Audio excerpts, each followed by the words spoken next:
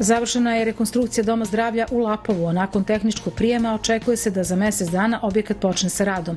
Ova zdravstvena ustanova izgrađena je pre više od 30 godina i od tada do sada nije bilo značajnih ulaganja.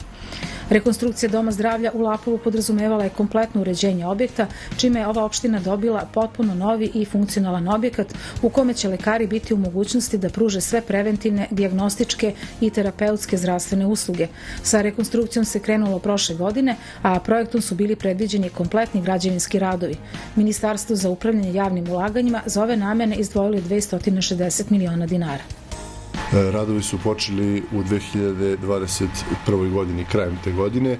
Trajali su malo više od godinu dana, urađeni su u roku. Vrednost radova je nekih 260 miliona dinara.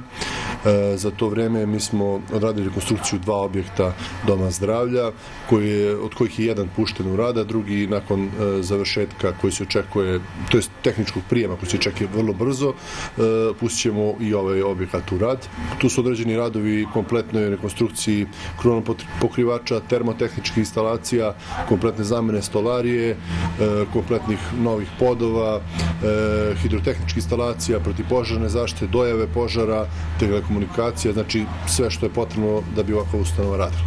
Rekonstrukcija objekta je od izuzetnog značaja za ovu zdravstvenu ustanovu i zaposlene, ali i pacijente. Adaptacijom zgrade je unapređeno pružanje zdravstvene zaštite i obezbeđeni savremeniji i bolji uslovi lečenja na teritoriji Lapova.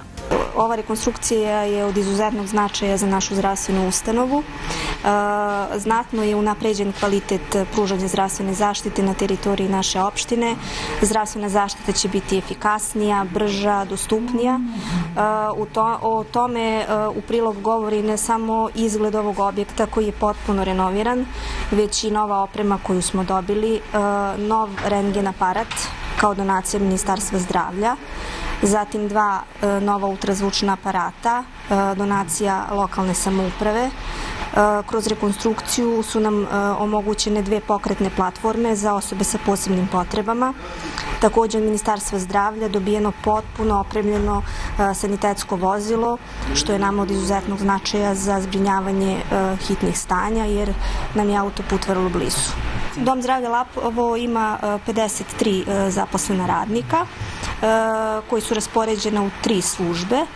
Služba za zdravstvenu zaštitu odraslog stanovništva i hitnu medicinsku pomoć, služba za zdravstvenu zaštitu žena, dece i polivalentnu patronažu i služba za opšte pravne, finansijske i tehničke poslove.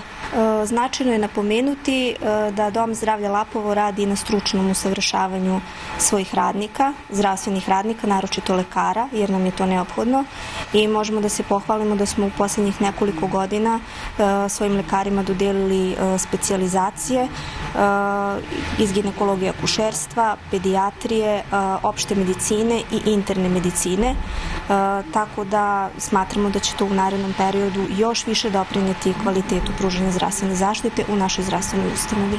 Dom zdravlja Lapovo ima 53 zaposlena koji rade u službama za zdravstvenu zaštitu odraslog stanovništva i dece, kao i hitnu medicinsku pomoć.